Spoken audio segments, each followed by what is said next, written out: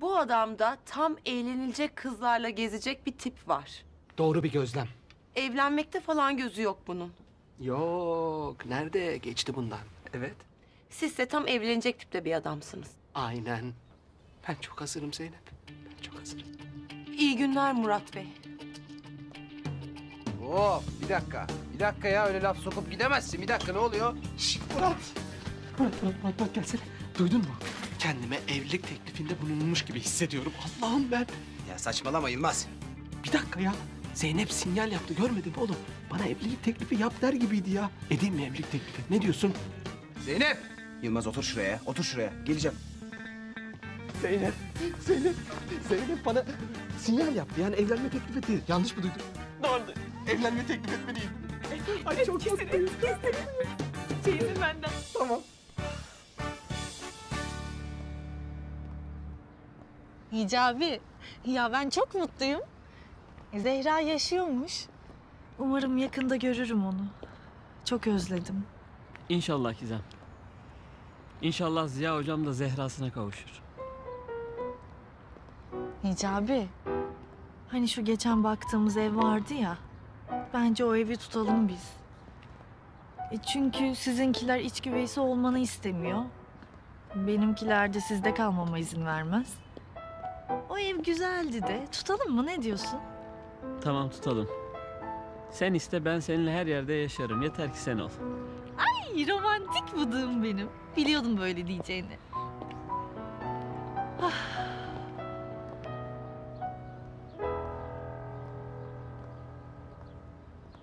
Ne güzel. Akıncı damadımız olacaktı Ayla. Gizem neden Hicabi'yle yeniden barıştı ki sanki? Akıncı bizim damadımız olmasın Kadir. Olmasın yani. Nasıl olmasın? Akıncı benim damadım, Akıncı benim damadım diye dört dönen sen değil miydin karıcığım? Ay lütfen üzerime gelme Kadir. Ay lütfen. Tamam karıcığım, peki. Gelmem. Ben arkadaşlarla buluşmaya gidiyorum. Akşama görüşürüz, tamam? Görüşürüz.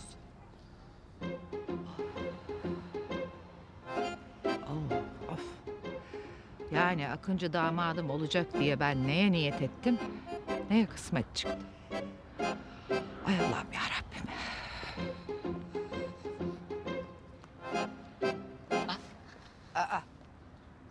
Gizem, sen ne arıyorsun çocuğum burada? Akıncı damadına ev bakıyoruz annişim. Ev mi bakıyorsunuz? Hı hı. Anneciğim merak etmeyin size çok yakın bir yerde ev bulduk. Vallahi böyle dere yolundan iniyorsunuz 2 rampa bir sağ bir sol aşağıya yürüme 5 dakika. Ay, olmaz öyle şey. Ben kızımı hiçbir yere gönderemem. Anne. Bak, eğer Gizem'le evlenmek istiyorsan çocuğu, iç güveysi olarak sen de gelir bize yerleşirsin. Tamam anneciğim gelirim. Hicabi, sizinkiler ne der? Bizimkiler ne diyecek bıdığım? Aynı mahalle zaten bir şey olmaz. Ay Gizem, çocuğum biraz alışverişe çıkalım. Benim kafam kazan gibi böyle biraz rahatlamaya ihtiyacım var. Bir dakika annişim. Önce Hicabi'den izin almam gerek. Bir dakika. Ne demek Hicabi'den izin almam gerek? Hicabi, annişimle alışverişe çıkabilir miyim? Estağfurullah Gizemciğim. Anacığım ne derse o canım ana. Hicabi, sana sordum. İzin veriyor musun? Tamam Gizemciğim gidebilirsin bıdığım. Niye bağırıyorsun ki? Ay canım benim ya. Annişim, ya Hicabi'den çok anlayışlı bir koca olur değil mi? Ne demezsin. Ay hadi yürü gidelim. Hadi kızım, hadi.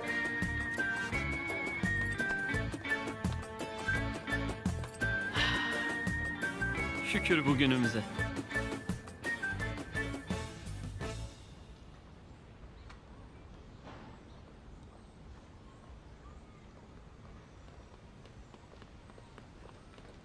Zehra!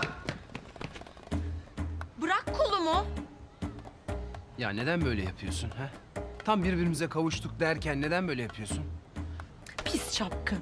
Çapkın mı? Çapkın değilim ben. Didem girdi koluma. Ben o kolu kırarım. Tamam sakin ol kırarsın biliyorum. Biliyorum. Fakat şimdi konumuz bu değil. Tamam mı? Yılmaz'ın bizi yakalamaması lazım. Dikkatli olmamız lazım. Ya sen ne tırsak bir adam olmuşsun ya Ziya. İkimizin de yüzü değişti. Adam bizi nereden bulacak da görecek de tanıyacak da yakalayacak. Ya Biliyorum ama yine de dikkatli olmamız lazım. Yani evlendikten sonra yakalanmak istemiyorum mesela. Evlendikten sonra mı? Evet. Evlenecek miyiz? Mümkünse hemen şimdi. Şimdi mi? Evet. Ya 4 senedir bir türlü evlenemedik Zehra. Yok Sokrat'tır, yok Kızılejder'dir, yok senin enişten Ünsal Komiser'dir. Vallahi çok sıkıldım, artık evlenelim yeter ya. Ben seninle evlenmek istiyorum Zehra. Bilemiyorum ki. Yani çok ani oldu. Ani mi oldu? 4 sene oldu, 4. Bilemiyorum Ziya. Neyi bilemiyorsun, anlamadım ki. Yani bir şey eksik değil mi? Eksik mi? Ne eksik var? Yoksa benimle evlenmek istemiyor musun? Açık konuş benimle ya. Yoksa beni sevmiyor musun artık? Ne? Bunu bana nasıl yaparsın Zehra? He? Beni sevdiğini sanmıştım ya. Ya Ziya, gerçekten senin sadece yüzünü değiştirmemişler. Şu beyin hücrelerini de komple değiştirmişler. Tamam, yüzümü beğenmedin. Şimdi beynime de mi laf söylüyorsun? Oho! Senin devreler yanmış. Tamam, tamam. Tamam, lütfen daha fazla aşağılama beni, yeter. Of Ziya, gerçekten saçmalıyorsun. Suçum neydi ya? Neydi benim suçum? Ben sadece seninle evlenmek istemiştim. Gözyaşlarımı görmeni istemiyorum. Aptal sevgilim. Bak bana. Bir kızla evlenmek istersen ne yaparsın? Ne yaparsın? Şapşal. Ona evlilik teklif edersin. Ettim, etmedim mi? Ettim ya. Etmedin. Etmedim. Hadi şimdi kuyumcuya git. Bana bir tane tek taş yüzük al. Hadi. Hadi sene. Niye bekliyorsun? Hadi.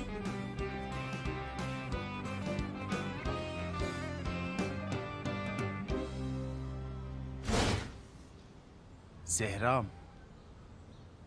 Seni ilk gördüğüm günden beri hep seni düşündüm. Aklımda hep sen vardın. Her anımı seninle yaşamak istedim ben. Seni gördüğüm o an. Yahu sadede gel, uzatma işte. Formaliteden bir teklif edeceksin. Cevabı da belli zaten. Ya bu Zehra böyle değildi. Ne oldu buna? Ben anlamadım ki. Benim Zehra'm değil bu ya. Hadi Ziya. Peki. İyi günde, kötü günde. Hastalıkta, sağlıkta. Öf Ziya. Of tamam be. Hayret bir şeysin ha. Benimle evlenir misin Zehra?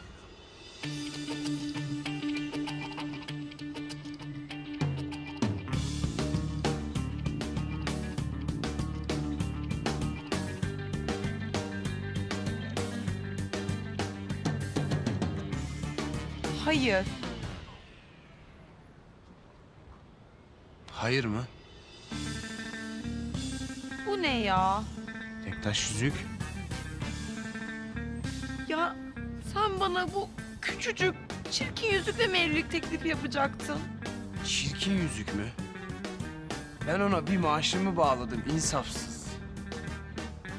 Ben bu yüzüğü kabul etmem. Ya yapma, gözünü seveyim Zehra'm ya. Kendin demedin mi şu formaliteyi hemen hızlı hızlı geçelim, evlenelim çabuk diye? Ya sen tek taşa nasıl formalite dersin ha? Ya şu soru beynimi çok kemirdi ya. Hocamı bulup hemen sormam lazım. Allah Allah. Neydi ki ya? Ben anlamam. Git bana büyük bir taş al. Ben, Zehra ben nereden bulacağım şimdi taşı ya? Niye böyle yapıyorsun? Ya bana ne, nereden bulursan bul. Git müzeye oradan al. Aha. Allah karşıma çıkardı hocam. Çok şükür. Çalayım mı? Onu mu istiyorsun illa? Hırsızlık yapayım. Al, çal ama bana daha büyük bir taş getir. Allah kafayı yiyeceğim ben. Ne yapacağım ben bu kızla ya? Hocam bir sorun var da. Hicabi. Ya ne olursun kurtar beni bu durumdan. Bir sorun mu var hocam? Hicabi. hanımefendiye sorar mısın? Bir kızın tek taş yüzüğü beğenmeyip de evlilik teklifini reddetmesi caiz midir değil midir? Caizdir. Değildir. Caizdir. Hicabi, lütfen şu Ziya Hoca'ya sorar mısın sen? Bir erkeğin tam 4 sene beklettiği kıza küçücük bir taşla evlilik teklif etmesi caiz midir? Hocam, Zeynep Hanım size Ziya dedi. Caizdir. Değildir. Hocam, Zeynep Hanım sizin Ziya olduğunuzu biliyor. Ya biliyorsa biliyor, ne yapayım Hicabi? Ama Yoksa sen Hicabi'ye söylemedin mi? neyi söylemedi mi? Ya nasıl söyleyeyim Zehra? Benim başımı kaşıyacak vaktim mi oldu sanki ya? Zehra mı? Hocam Zeynep Hanım'a Zehra dediniz. Zeynep değil o, Zehra o. Ne?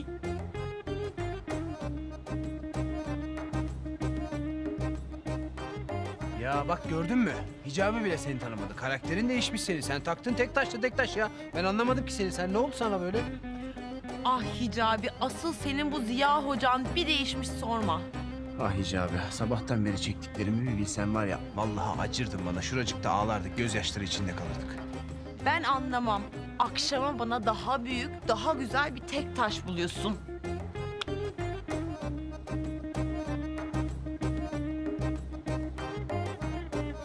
Hocam? Her şeyi anlatacağım Hicabi. Her şeyi anlatacağım. Ya ben nereden bulacağım şimdi tek taş yüzüğü? Allah'ım ya Rabbim ya. Of.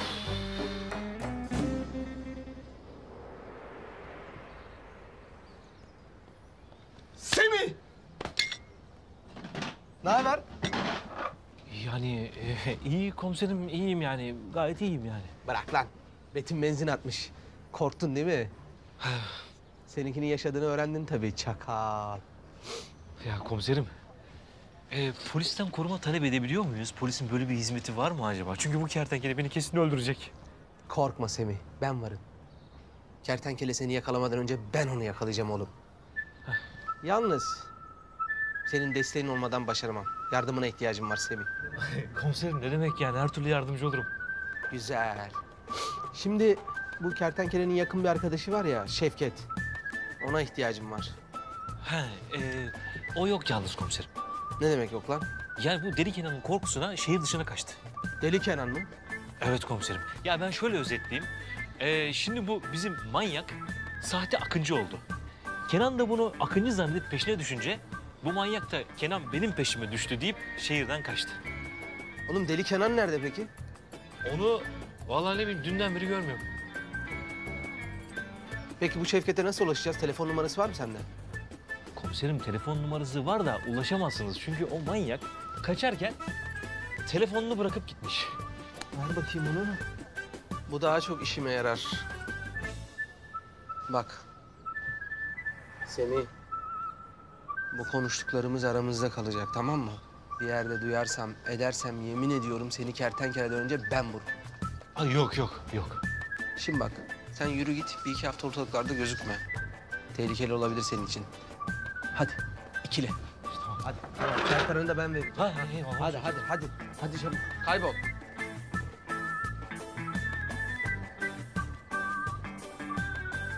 Kertenkele kardeşim. Ulan kertenkele. Seni Murat'tan önce ben yakalayacağım. Sonra da Zeynep'in karşısına çıkacağım. Şöyle bir kahraman gibi Zeynep benimle evlenir misin diyeceğim.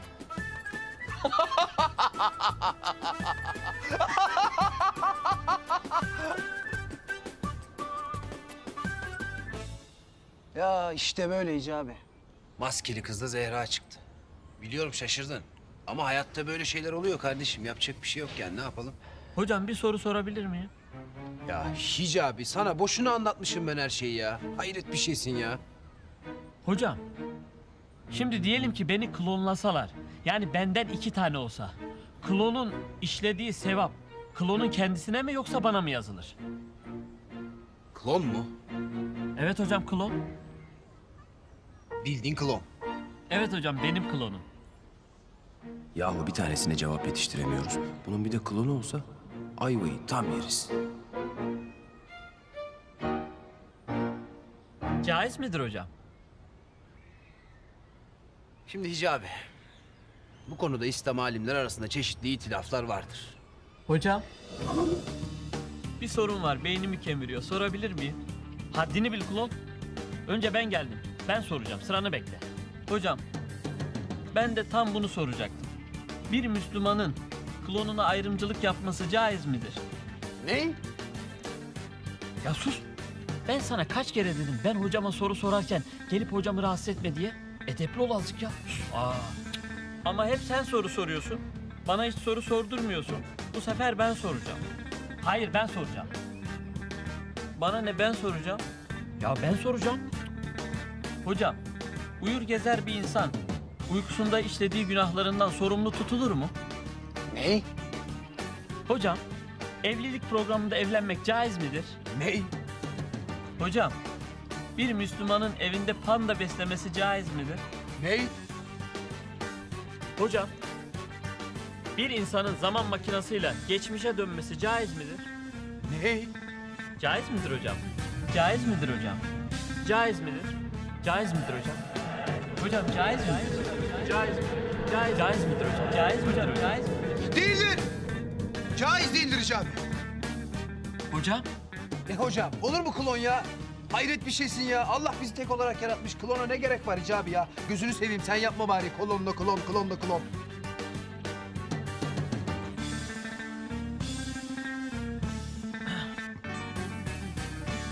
Klonlanmak caiz değildir. Her insanın işlediği sevap da, günah da kendisine yazılır. Maşallah, zehir gibi ya.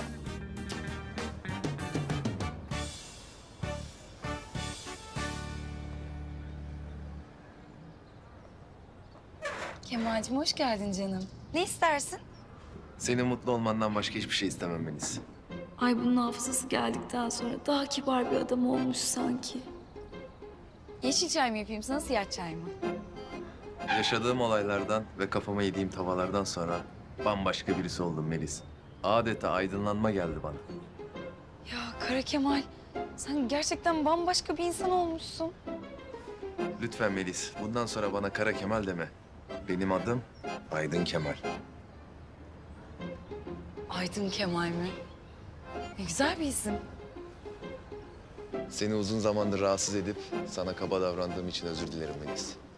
Ya sen böyle aydın ol, benim canımı ye. Biliyorum Melis, beni hiç kendine layık görmedin. Ama ben senin hep peşinden koşup seni bunalttım. Bak canım, bunlar artık geçmişte kaldı, tamam mı? Yani unutabiliriz bence. Evet, geçmişte kaldı, haklısın Melis. Ama bunları sana asla bir daha yaşatmayacağım. Ay bana bir şeyler oluyor. Ya bu adam gerçekten aydınlanmış. İşte bu yüzden Melis, bir daha seni asla rahatsız etmeyeceğim. Peşinden koşmayacağım ve seni sevmeyeceğim. Ne? Ben seni hak etmiyorum Melis. Sen daha iyilerine layıksın. Kara Kemal, yani Aydın Kemal, sen ne dediğinin farkında mısın? Lütfen Melis, bu kararı alırken inan çok düşündüm. Artık peşinden koşmayacağım. Ne demek koşmayacaksın ya? Bal gibi de koşacaksın. Hayatta aşktan daha önemli şeyler var Melis. Hayır olamaz ya. Nafsız yine gitmiş. Pasifik Okyanusu'ndaki kambur balinalarının hızla neslinin tükendiğini biliyor musun Melis sen? Ne? Ya kutup ayıları? Kutup ayılarının nesli hızla tükeniyor Melis. Kutup ayısız bir dünyada aşkın ne önemi var Melis? Ya sen ne saçmalıyorsun Kara Kemal? Kendine gel. Bak sen Kara Kemal'sin, tamam mı? Aydın Kemal falan değilsin. Unut Aydın Kemal'i. Yağmur ormanlarındaki ağaçlar hızla tükeniyor Melis. Ya küresel ısınma dünyayı her geçen gün daha da çok etkiliyor. Aa yeter, sus artık ya. Ya denizdeki planktonlar her geçen gün daha da çok azalıyor.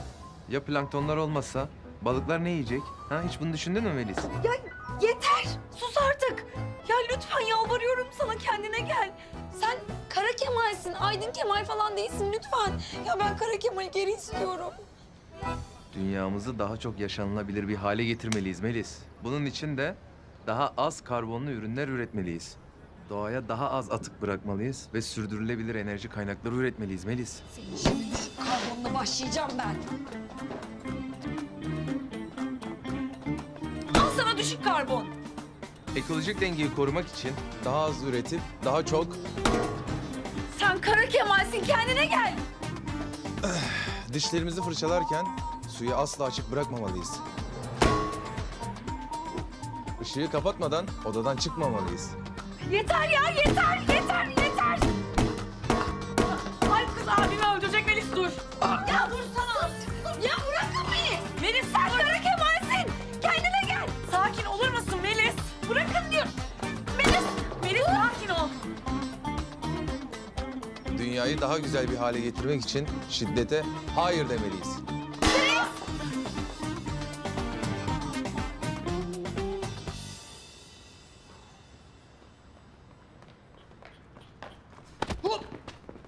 Ne yapıyorsun? Ne bu telaş ya? Komiserim, kertenkele hayattaymış. Hayati tehlike altındayım. Ben buralarda daha fazla kalamam ya. Ulan çakal Semih seni. Evet. Bence sen buralarda daha fazla kalma. Kertenkele seni yakalarsa sonun iyi olmaz söyleyeyim. Ya öyle deme, öyle demeyin komiserim ya. Öyle ama. Reis, Şevket'i gördün mü? Sabahtan beri ortalarda yok. Ha Şevket, o deli Kenan'ın korkusuna şehirden kaçtı. Kaçtı mı? Hadi kaçtım ben. Ulan Şevket, ne tırsak adamsın sen ya. Dur ben bunu bir arayayım bakayım neredeymiş. Şevket'i ara.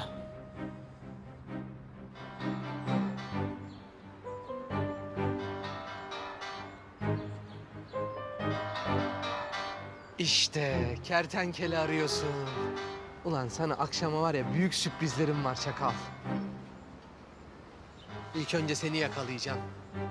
Sonra gidip Zeynep'e evlenme teklif edeceğim.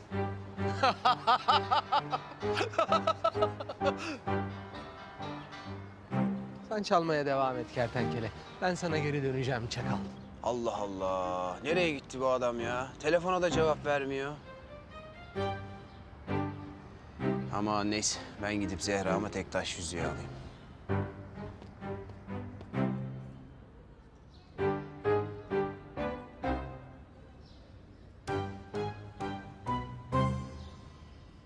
Bismillahirrahmanirrahim. Sevgili kardeşlerim, bir Müslüman olarak en büyük gayemiz Allah'ın rızasını kazanmak olmalıdır. Elbette şeytan nefsimize hoş gelen kötü şeyleri bize güzel göstererek bizi doğru yoldan uzaklaştırmaya çalışacaktır. Ama biz Müslümanlar şeytana ve nefsimize karşı her zaman tetikte olmalı ve dua ederek Allah'tan yardım istemeliyiz. Allah'a yapacağımız en büyük dua ise ona verdiğimiz kulluk sözüne sadık olmaya çaba göstermektir. Evet sevgili kardeşlerim, biz aciz kullar için Allah'a sadık olma konusunda en güzel örneklerden biri Hazreti Ebubekir'in hayatıdır. Bugün sizlere Allahu Teala'ya ve Resulüne sadakati ve koşulsuz teslimiyeti sayesinde Sıddık lakabını almış olan Hazreti Ebubekir'i anlatmaya çalışacağım. Hazreti Ebubekir ile Peygamber Efendimiz arasında çocukluklarından beri çok güçlü bir dostluk vardı. Hazreti Ebubekir, Peygamber Efendimiz bu dünyadan ayrılıp Rabbine kavuşuncaya kadar onun yanından hiç ayrılmamıştır. Peygamber Efendimizin en sevgili dostu, en büyük destekçisiydi. İslamiyet öncesinde o da Peygamber Efendimiz gibi cahiliye inanışlarına karşıydı ve putlara hiç tapmamıştı. Peygamber Efendimiz kendisine peygamberlik görevi verildikten sonra insanları İslamiyet'e davet etmeye başladığında Hazreti Ebubekir tereddüt etmeden iman etmişti. O Hazreti Hatice validemizden sonra ilk iman eden kişidir. Ve hiç kimsenin Müslüman oluşu Peygamber Efendimiz'i onun Müslüman oluşu kadar sevindirmemiştir. Peygamber Efendimiz Hazreti Ebubekir dışında İslam'ı kime arz ettiysem mutlaka bir tereddüt yaşadı. Ancak o hiç tereddüt etmedi buyurmuşlardır. Hazreti Ebubekir Müslüman olduktan sonra bütün varlığı ile İslamiyet'e hizmet etmiş, insanların hidayetine vesile olmak için çabalamıştır. Mekke'nin en zengin tüccarlarından biri olan Hazreti Ebubekir, bütün servetini İslam uğrunda harcamış, mal varlığının büyük bir kısmını Müslüman kölelerin baskı ve zulümden kurtulup hürriyetlerine kavuşmaları için fidye olarak vermiştir. Başta Hazreti Bilal olmak üzere birçok sahabeyi yüksek bedeller ödeyerek esaretten kurtarmıştır. Peygamber Efendimizin sohbetinden en çok istifade eden Hazreti Ebubekir'di. Ve bu sayede Hazreti Ebubekir'in İslam'ı yaşayışı bambaşka olmuştur. Bütün varlığıyla İslam'ın insanlar arasında yayılmasına çabalıyordu. Peygamber Efendimiz insanları İslamiyet'e davet ederken Hazreti Ebubekir her zaman yanı başındaydı ve Efendimizin çektiği eziyetlere o da ortak oluyordu. Ancak bütün eziyet ve çilelere rağmen Peygamber Efendimiz'i hiçbir zaman yalnız bırakmamıştı. Mekkeli müşriklerin bitmek bilmeyen işkence ve baskılarının sonunda Cenab-ı Hak Peygamber Efendimiz'e Mekke'den Medine'ye hicret etmeyi emretti. Peygamber Efendimiz bu zorlu yolculuk için yol arkadaşı olarak Hazreti Ebubekir'i seçmişti. Peygamber Efendimiz ve Hazreti Ebubekir yola çıktıklarında müşrikler Peygamber Efendimiz'i yakalamak için hemen peşlerine düşmüşlerdi. Peygamber Efendimiz ve Hazreti Ebubekir müşriklerden saklanmak için Medine yolu üzerindeki Serv mağarasına saklanmışlardı. Müşrikler mağaranın yanına geldiklerinde Hazreti Ebubekir müşriklerin Peygamber Efendimiz'e zarar vermelerinden çok korktu. Ama elbette Allahu Teala onlarla beraberdi. Yüce Rabbimiz kutsal kitabında bu olayla ilgili şöyle buyurmaktadır. Eğer siz ona yardım etmezseniz inkar edenler onu iki kişiden biri olarak çıkardıkları zaman ona bizzat Allah yardım etmişti. Hani onlar mağarada bulunuyorlardı. Hani o arkadaşına üzülme Allah bizimle beraberdir diyordu. Allah da onun üzerine güven duygusu ve huzur indirmiş. Sizin kendilerini görmediğiniz ordularla desteklemiş. Böylece inkar edenlerin sözünü alçaltmıştı. Allah'ın sözü ise en yücedir. Allah mutlak güç sahibidir. Hüküm ve hikmet sahibidir. Efendimiz Serv mağarasında müşriklerden saklanmaktayken Hazreti Ebubekir'in mübarek dizine başını koyarak uykuya dalar. Bu sırada mağaradaki deliklerden yılan çıkıp da Peygamber Efendimiz'e zarar vermesin diye ayağıyla deliklerden birini kapayan Hazreti Ebubekir'in ayağını bir yılan sokar. Ancak Hazreti Ebubekir Peygamber Efendimiz'i uyandırmak istemez ve acısından sessizce ağlamaya başlar. Bunun üzerine Peygamber Efendimiz uyanıp vaziyeti görür ve ona neden kendisini uyandırmadığını sorar. Hazreti Ebubekir ise gözyaşlarını silerek anam babam sana feda olsun ya Resulullah diyerek karşılık verir. Peygamber Efendimiz Medine'de muhacir ve ensarın yardımı ile bir İslam devleti kurduğunda Hazreti Ebubekir en hayati anlarında Peygamber Efendimiz'e hep destek olmuştur. Mescid-i Nebevi'nin inşaatında bizzat rol almıştır. Mescidin arsa bedelini de Hazreti Ebubekir ödemiştir. Yine birçok sefer ve savaş öncesinde ordunun maddi ihtiyaçlarını karşılamış ve bütün servetini hiç tereddütsüz İslam için harcamıştır. Efendimiz Tebük seferi öncesinde ordunun ihtiyaçları için ashabını sadaka vermeye teşvik ettiğinde Hazreti Ömer sadaka verme konusunda ilk kez Hazreti Ebubekir'i geçeceğini umut ederek malının yarısını bağışlamıştır. Hazreti Ebubekir ise bundan haberi olmadan malının tamamını bağışlamıştır ve çoluk çocuğuna ne bıraktığını soran Peygamber Efendimiz'e şöyle demiştir. Onlara Allah'ı ve Resulünü bıraktım. Bunun üzerine Hazreti Ömer artık bundan sonra hiçbir şeyde onu geçemem demek zorunda kalmıştır. Hicretin 10. yılında veda haccını yapan Peygamber Efendimiz bir yıl sonra bu dünyadan ayrılarak Rabbine kavuştu. Peygamber Efendimizin vefatını duyan Müslümanlar üzüntüden yıkıldılar ve ilk anda ne yapacaklarını bilemediler. Hazreti Ebubekir ise Efendimiz'i alnından öptü ve anam babam sana feda olsun ya Resulullah. Ölümünde de yaşamındaki kadar güzelsin. Senin vefatınla peygamberlik son bulmuştur. Şanın ve şerefin o kadar büyük ki üzerine ağlamaktan münezzehsin. Ya Muhammed, Rabbinin katında bizi unutma, hatrında olalım dedi. Hazreti Ebubekir, Peygamber Efendimizin vefatı karşısında metanetini koruyup büyük bir hüzün içerisinde olan Müslümanları teskin etmeye çalışmış ve şu meşhur konuşmayı yapmıştır. Ey müminler! Allah birdir. Ondan başka ilah yoktur. Muhammed onun kulu ve elçisidir. Muhammed'e kulluk eden varsa bilsin ki o ölmüştür. Allah'a kulluk edenlere gelince unutmayın ki Allah baki ve ebedidir dedikten sonra sahabelere şu ayet-i kerimeyi hatırlatmıştır. Muhammed sadece bir elçidir. Ondan önce de peygamberler gelip geçmiştir. Şimdi o ölür veya öldürülürse siz ökçelerinizin üzerinde geriye mi döneceksiniz? Kim ökçesi üzerinde geriye dönerse Allah'a hiçbir ziyan veremez. Allah şükredenleri mükafatlandıracaktır. Hazreti Ebubekir konuşmasının devamında sahabelere Allah'ın kitabı ve Resulullah'ın sünnetine sarılan doğruyu bulur, o ikisinin arasını ayıran sapıtır. Şeytan, peygamberimizin vefatıyla sizi aldatmasın, dininizden saptırmasın, şeytanın size ulaşmasına fırsat vermeyiniz diye hitap etmiştir. Peygamber Efendimizin vefatından sonra Hazreti Ebubekir halife seçilmiştir. 2 sene 3 ay gibi kısa bir süreliğine halifelik yapmasına rağmen İslam devletinin sınırlarını Irak ve Suriye'ye kadar genişletmiştir.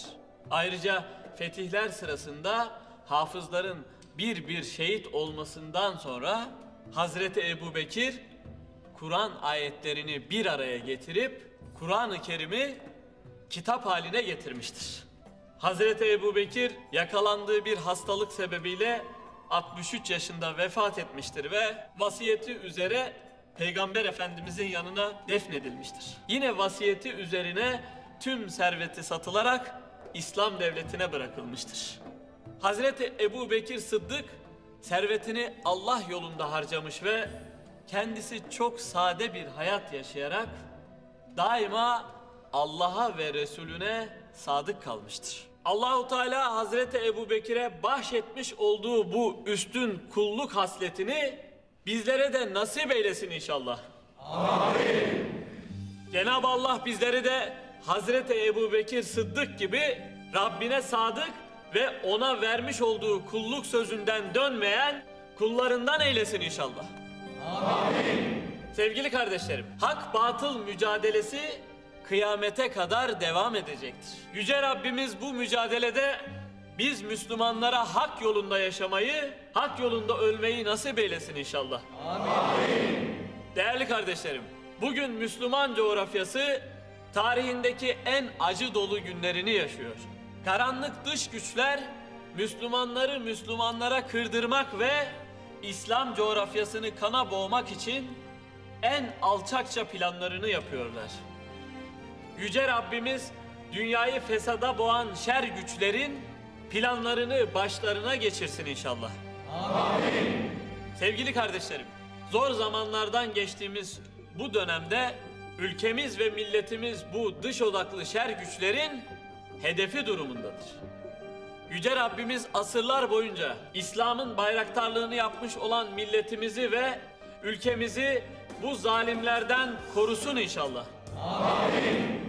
Cenab-ı Hak ülkemize, milletimizin huzuruna, milli birlik ve beraberliğimize göz diken hainlere fırsat vermesin inşallah. Amin. Allah, hak batıl mücadelesinde şer odaklarına karşı canını ortaya koyan, ülkesinin ve milletinin bekası için şehit olan tüm kardeşlerimize rahmet eylesin. Amin. Yüce Rabbimiz bu şehitler için Kur'an-ı Kerim'de şöyle buyurmuştur. Allah yolunda öldürülenlere ölüler demeyin. Hayır. Onlar diridirler. Ancak siz bunu bilemezsiniz. Tüm şehit olmuş kardeşlerimizin ruhu için El Fatiha.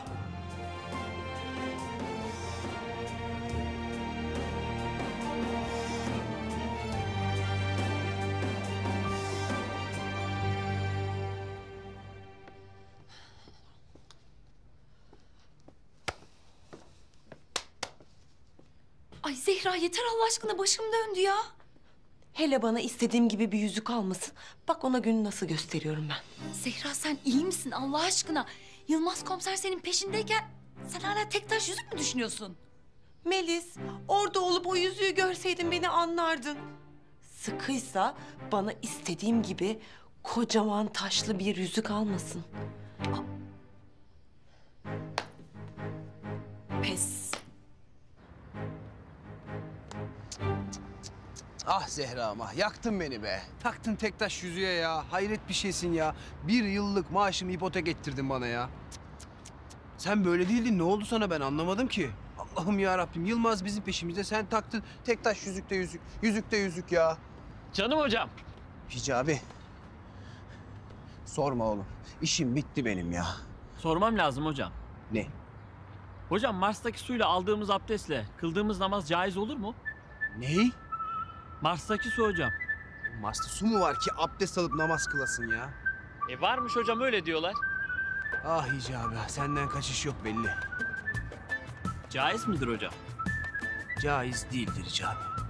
Çünkü Mars'taki su Marslılara aittir. Bırak adamlar o suyla abdestini alıp namazını kılsınlar ya.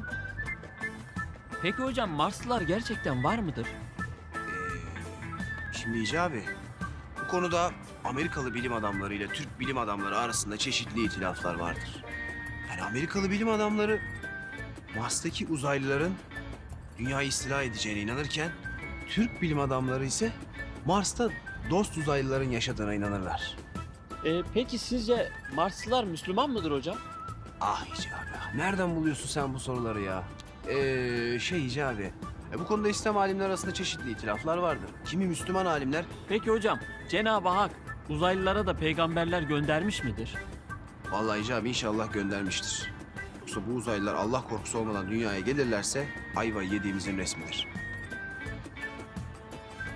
Peki hocam Müslüman bir uzaylı kızla evlenmek caiz midir?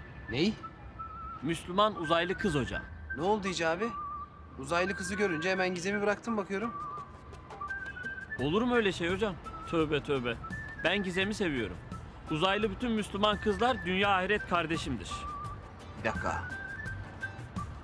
Yoksa bu Gizem uzaylı mı, ondan mı soruyorsun sen bu soruyu? Tamam. Diyelim ki Gizem uzaylı. Ki Müslüman zaten. Evlen Hicabi. Caizdir. Evlen. Hadi eyvallah. Müslüman bir uzaylı kızla evlenmek caizdir. Maşallah canım hocama. Ya karada, denizde, havada hiç teklemeden bütün sorularımı cevapladı ya. Bu nasıl bir zeka? Bu nasıl zehir bir zeka ya? Maşallah. Nerede kaldı bu adam ya? Tek taş almak bu kadar mı zor? Ay. Ziya. Kertenkele. Kara Faruk. Ahmet Şimşek. Kim o zaman ya? Tek taşımı aldı mı Murat komiser? Almadın mı? Aldın mı? Ne? Almadın mı, aldın mı?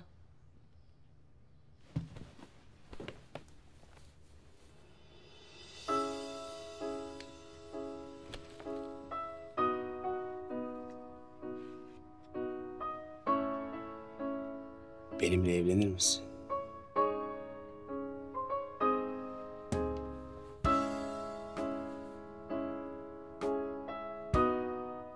Önce kutuyu aç.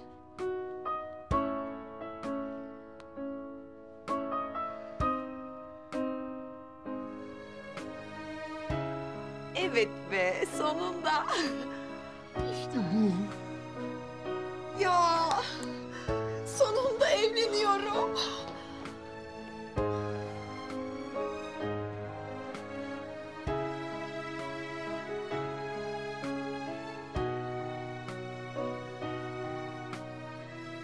Sonunda sevgilim.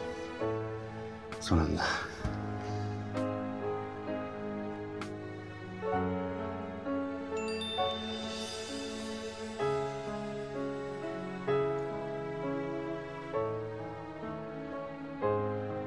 Ah, ulan Şevket. Ulan Şevket. Mesaj geldi, bakmak zorundayım. Ya 2 saattir bekliyorum ben burada. Kusura bakma sevgilim. Şevket'ten mesaj aldım. Okumak zorundayım. Sonra devam için özür diliyorum, tamam? Kardeşim Deli Kenan beni Akıncı sanıp Erş'teki terk edilmiş depoya kaldırdı.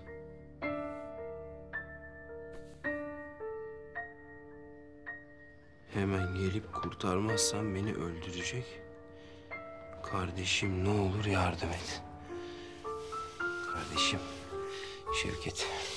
Şevket bir şey yapmam lazım. Zehra bir şey yapmam lazım. Ya tamam, sakin ol Ziya. Nasıl sakin olayım Zehra? Nasıl sakin olayım ya? Deli Kenan kardeşimi öldürecek diyorum. Öldürürse öldürsün. O da başımıza 1000 tane bela açtı. Öyle deme, deme öyle. Deme öyle kardeşim o benim. Benim kurtarmam lazım onu. Onu kurtarmam lazım. Ne yapacağım ben? Tamam, ben de seninle geliyorum. Hayır. Cık, benimle gelemezsin. Tehlikeli olabilir, olmaz. Sen benim maskeli kız olduğumu unuttun galiba.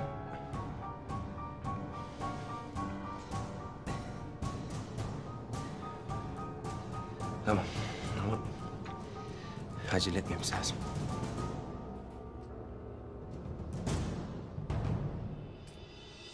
Kertenkele. Seni tek başıma yakalayacağım. Sonra da kahraman olup Zeynep'e evlilik teklifi yapacağım.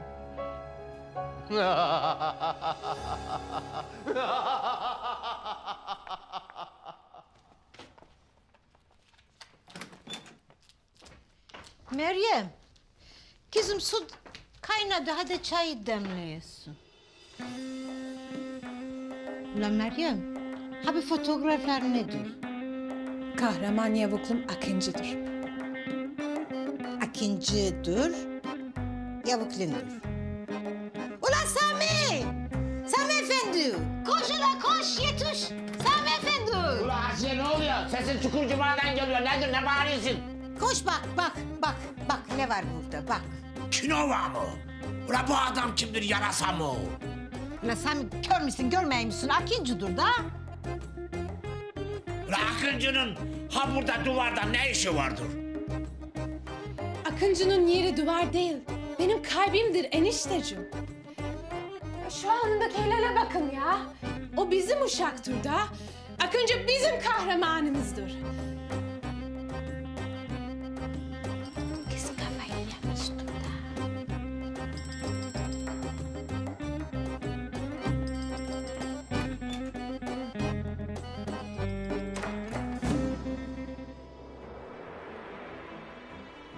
Ne? Tamam. Hemen geliyorum hocam.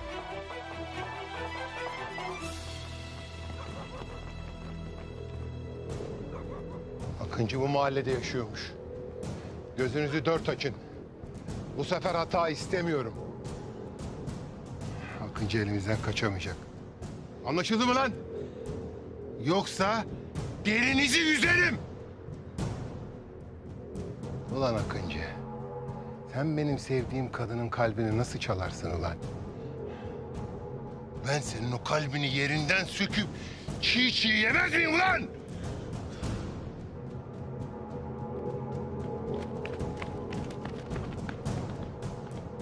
Akıncı, koşun yakalayın!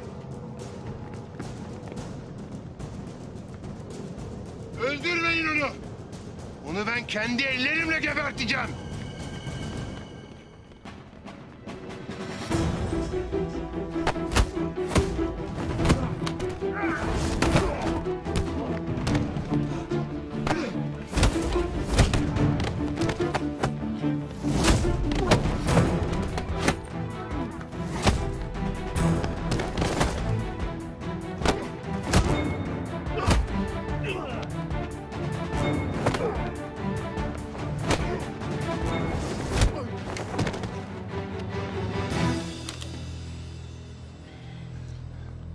Öldüreceğim seni Akıncı.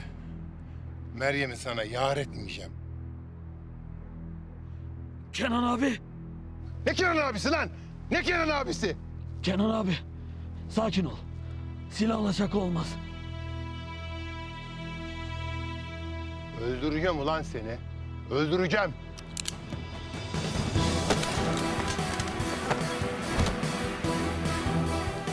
Kalkın lan! Kalkın! Oğlum kalkın ulan! Kalkın! Koşun! Düşün peşine! O Akıncı geberecek bugün!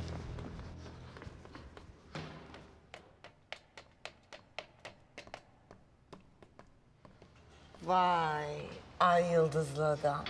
Yakıyorsun. Vay vay vay maskeli kız. Ateş ediyorsun. Sırnaşma. Ciddi ol biraz ya. Çene çalmaya gelmedim buraya. İşimize bakalım. Sana da var ya 2 laf söylemeye gelmiyor ha. Hemen azarlıyorsun hemen. Şevket'i burada tutuyorlar demek. Evet. Ben hiç adam falan göremiyorum. İşte. Demek ki deli kanan dikkat çekmek istemiyor. Biz yine de dikkatli olalım. Merak etme aşkım. Ben seni korurum. Sen kendini koru şapşal. Allah'ım yarabbim ya. İlk defa birlikte operasyona çıkıyoruz Zehra. Nasıl hissediyorsun? Bırak hisleri falan ya. Hadi Şevket'i kurtaralım da daha bir sürü işimiz var bizim. Düğün salonu bulacağız, nikah davetiyelerini basacağız, gelinlik alacağız, damatlık alacağız. Çok işimiz çok. Doğru diyorsun ya, evet. Yani bir an önce kurtarıp da hızlı evlenelim istiyorum ben de. Yani fakat şöyle bir durum var. Senin maskeli kız olarak devam etmeni istemiyorum evlendikten sonra. Evinde oturacaksın, evinin kadını olacaksın. Ne? Nasıl ne? Elin hamuruyla erkeğin işine karışmayacaksın diyorum. Evde oturacaksın. Ha sen şimdiden beni eve kapatmaya karar verdin. Öyle değil işte. Yani şey demek istiyorum. Operasyonlara gelmeyeceksin. Maskeli kız olmayacaksın bir kere. Onu unut. Ha şey yapabilirsin. Pastaneye gidebilirsin. Kurabiye falan yapabilirsin. O da yani işte. Ne? İdare edeceğiz artık. Ne yapalım? Ha? Ne? Şey diyorum yani... Allah'tan zehirlenmiyoruz yani. Zehirlenmezsek iyidir en azından. Ne dedin sen? Zehra ne yapıyorsun ya? Kendine gel. Sen benim kurabiyelerimi nasıl laf edersin ha? Ya şiddete hayır.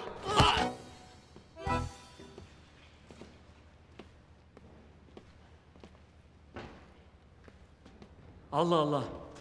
Ya Ziya hocamla burada buluşacaktık ama görünmüyor ortalıkta. Nerede ki hocam? Ya Hicabi. Oğlum ne bakıyorsun? Kurtarsana öldürecek bu kız beni ya. Durun yapmayın ya. Dur. Koskoca insanlarsınız. Ne yapıyorsunuz? Ayıp ya. Hiç yakışıyor mu ya? Ama günah ha. Ben bir şey yapmıyorum oğlum. Görmüyor musun ya? Öldürecek kız beni dövüyor. Ana. Zehra sen niye Ziya hocamı öldürmeye çalışıyorsun? Ya bırak beni Hicabi ya. Zaten hırsımı alamadım daha. Kimse benim kurabiyelerime laf söyleyemez. Hocam hiç yakışıyor mu size? Zehra'nın kurabiyelerine laf mı söylüyorsunuz? Ne yapsaydım Hicabi? Yalan mı söyleseydim? Allah Allah. Ya! Dur maskeli kız. Ya ay Zehra dur ya. Ne yapıyorsun? Bırak beni Hicabi. Dur. Ya siz de az sabır gösterin ama ya. Hiç yakışıyor mu size? Ben Gizem'in o kötü yemeklerine katlanıyorum da siz Zehra'nın kurabiyelerine katlanamadınız mı? Ha, şu söylediklerini Gizem'e söyleyeyim de gör gününü Hicabi. Tamam ben öyle bir şey demek istemedim ki. Zehra söyleme Gizem'e olur mu? Ya bırak ya Hicabi. Siz erkeklerin hepsi aynısınız. Ya. Bir dakika ya. Siz de adam gibi yemek yapmayı öğrenin. Biz öyle öğrendik anamızdan. Bak hala konuşuyor ya. Tamam dur sakin ol. Tamam sakin. Ya tamam.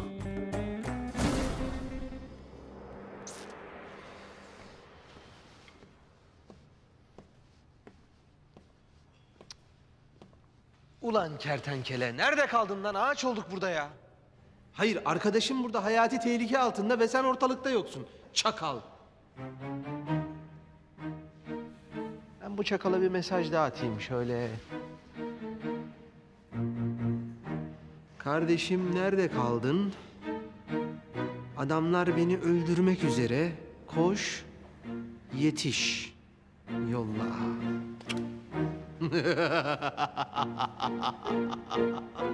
Aman! Allah Allah! Durun ama ya. Bir dakika. Kardeşim nerede kaldın? Adamlar beni öldürmek üzere, koş yetiş. Şevket, geliyorum kardeşim, geliyorum. Karanlık burası.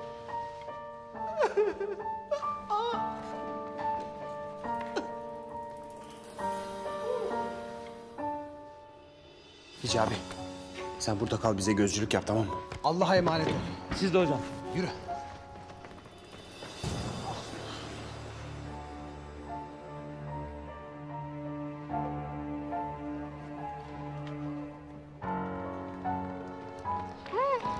Şevket! Kurtaracağım seni. Dur! Etrafta kimse yok, tuzak olabilir. Kardeşim o benim, bir şey olmaz. Kardeşim.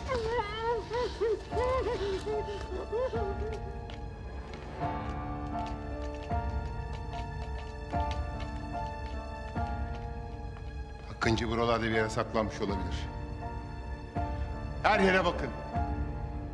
Dağılın hadi.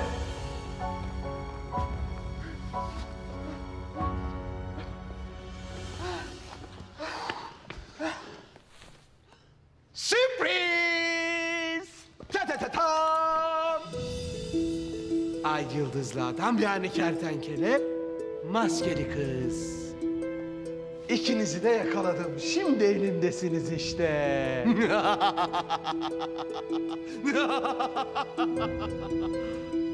Çıkarın şu maskeleri.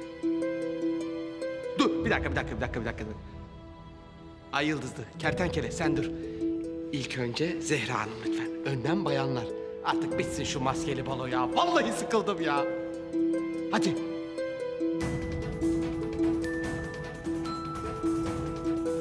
Sıkarım. Tamam. Dur. Tamam.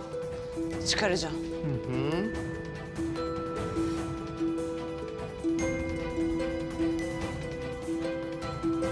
Hadi.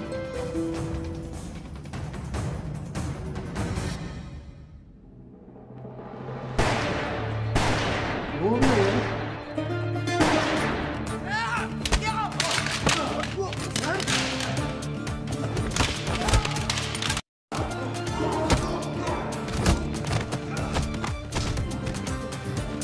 Dikkat et! Çocuk gibi bir nasihat verme bana ya. Sen kendini kolla şaşkın. Allah'ım iyilik de yaramıyor ya. Subhanallah ya. Hocam bir soru sorabilir miyim? Hicabi sorunun sırası mı şimdi? Hocam gökyüzünde yıldız kayınca dilek tutmak caiz midir? Ya bu yaptığın caiz mi asıl Hicabi senin? Hocam önce ben sordum. Yaz Hicabi yaz. Hocam caiz midir? Değildir Hicabi. Değildir.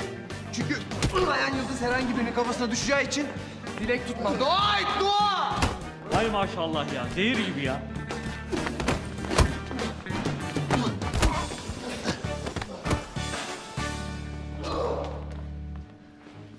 Bir dakika. Ya durun artık be. Durun yeter. Kavga etmeyin ya. Akıncı! Geberteceğim ulan seni! Bu gece son gecen olacak. Allah Allah. Ne oluyor arkadaş burada ya? Polis teslim olun. Amirim. Yılmaz. Yakaladım amirim. İşte ay yıldızlı adam yani kertenkele, maskeli kız yani Zehra. Ben yakaladım amirim. Ben yakaladım amirim. Kertenkele mi? Hı, kertenkele amirim. Zehra ha? Evet. Ben yakaladım amirim, ben. Akıncı. Senin burada ne işin var evladım? Amirim ben Murat komisere yardıma geldim. Murat komiser mi? Murat komiser de nerede? Bir dakika. Murat komiserle ne ilgisi var? Amirim Murat komiser falan yok. Ben olay mahallindeydim. Bu iki şahsa anında yakaladım amirim. Ne diyorsun Yılmaz sen? Bilmiyorum.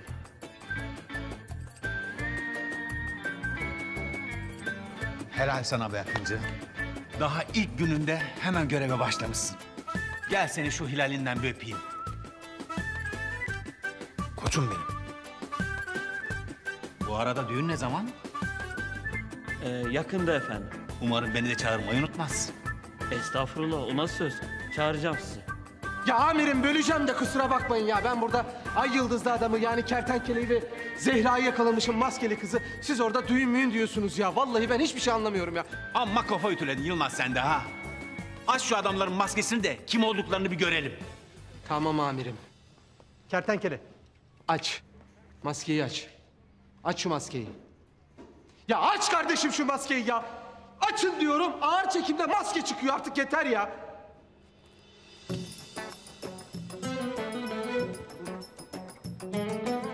Murat? Murat? Evladım sen misin? Olaya bak ya. Murat! Biliyordum amirim. Sinsi şey seni. Senin altından bir şeyler çıkacaktı belliydi. Bir şeyler saklıyordun sen benden. Ulan çakal. Kertenkele ha. Kuyruğunu bıraktın ama hiçbir yere kaçamadın. Çakal. Adamı böyle yakalarlar işte. Gel buraya. Kertenkele. Ver bakayım şu elini.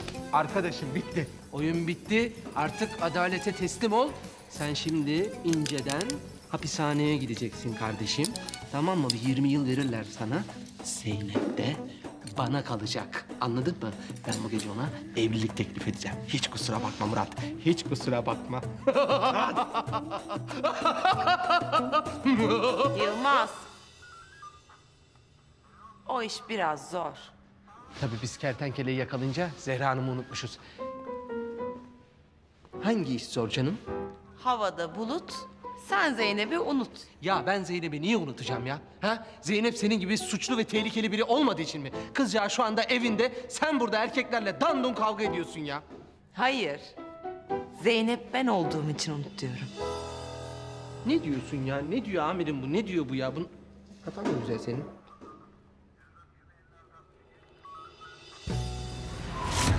Zeynep? Bunu diyorum. Zeynep? Senin ne işin var burada bu saatte? Zehra demek istedin herhalde. Hayır. Zeynep. Zehra şanlı benim.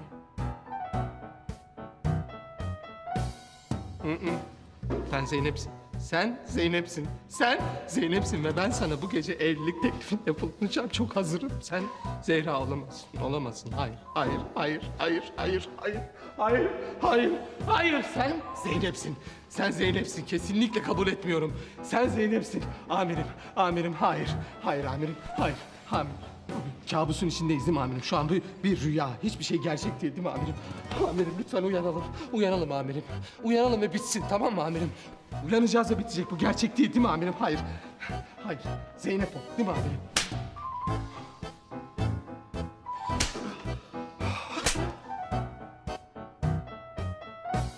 Hayır.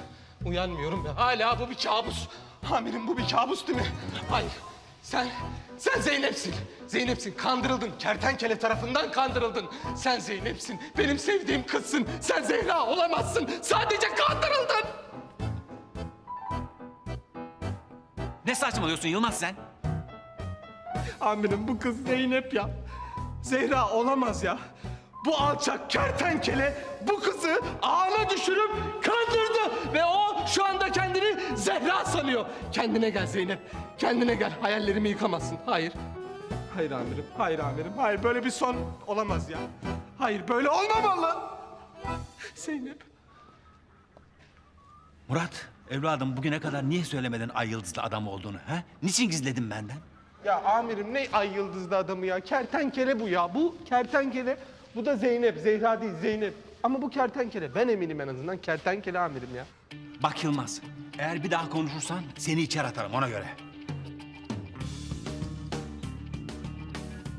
Bundan sonra benden hiçbir şey gizlemeni istemiyorum. Anlaştık mı? Peki amirim. Bundan sonra Akıncı ile birlikte çok iyi bir ikili olacağınıza inanıyorum. İnşallah amirim. Yılmaz, gel ve şu Murat komiserin kelepçelerini çöz. Ya yok anahtar bende. Anahtarı bilmiyorum. Nereye koydum ben ya? Çöz lan çabuk. Ya Rabbim. Bu bir kabus ya. Hiçbir şey gerçek gibi durmuyor çünkü. Şu an her şey çok... Allah. Amirim bu adam kertenkele. Bakın şu yaptığımız çok anormal ya. Bu adamın peşindeydik biz. Bu adam dünya kadar suç işlemedi mi ya? Ben mi yanılıyorum ya? Kertenkele diye birisi yok Yılmaz. Kertenkele 2 yıl önce öldü. Zehra Şanlı'nın da maskeli kız olduğuna dair iddialar gerçek dışı. Zehra Şanlı serbesttir. Ve bu dosya kapanmıştır çocuklar. Ya amirim bu var ya haksızlık ya. Ya hiç kimse beni sevmiyor. Ne sevgilim var, ne sevenim var, ne hediye verenim var. Hep Murat, hep Murat. Buyurun ya. Ben oynamıyorum amirim. Yılmaz. Hayır. Tek laf, tek söz duymak istemiyorum amirim. Sevilmediğim yerde durmam. Yılmaz. Sus artık.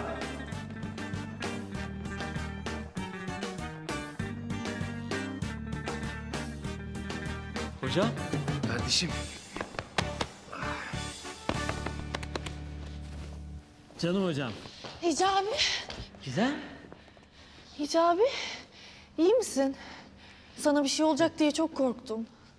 İyiyim bıdığım benim, iyiyim. Korkma bak, hepimiz iyiyiz. Gel. Madem kavuştuk birbirimize, bir çifte nikahı patlatalım bitsin gitsin ya. He? Hocam caiz midir? Ya caizdir tabii Hicabi ya, caizdir. O zaman bıdığım evleniyoruz o zaman. Allah'ım sana şükürler olsun ya Rabbim. Evleniyoruz. O zaman mutlu son! Evleniyoruz!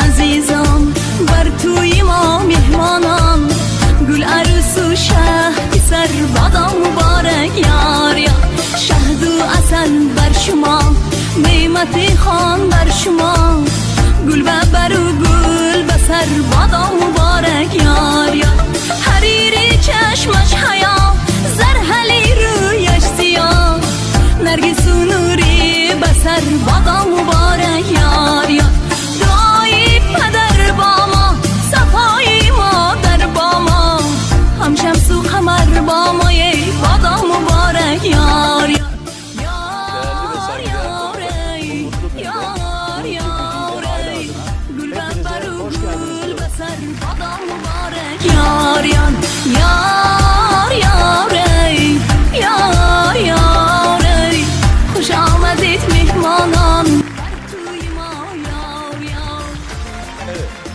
Artık nikah akdine başlayabiliriz.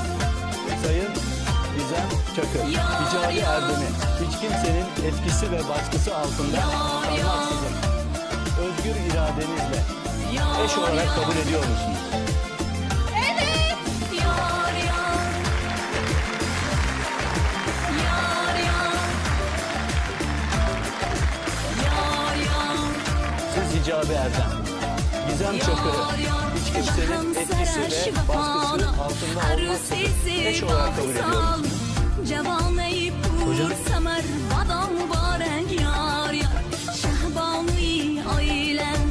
Ben bu sorunun cevabını biliyorum. Sonsuza dek evet.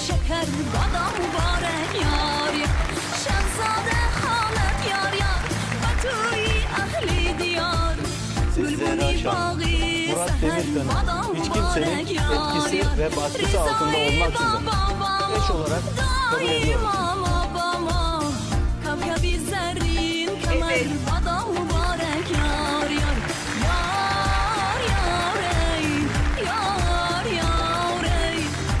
Siz Murat Demirkan, Zehra Şanlı'yı hiç kimsenin etkisi ve baskısı altında olmaksızın özgür iradenizle eş olarak kabul ediyorsunuz.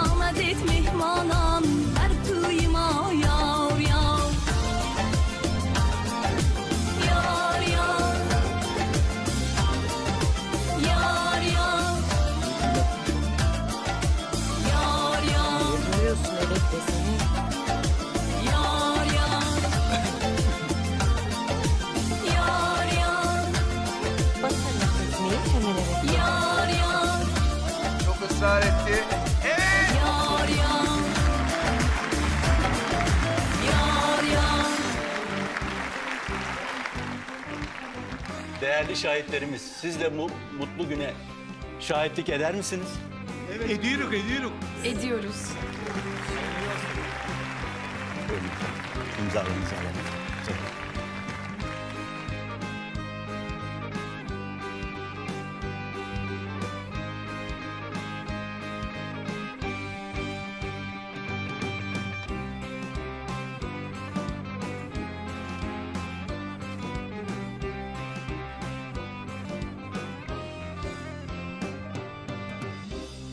Buyurun efendim, ayağa kalkalım.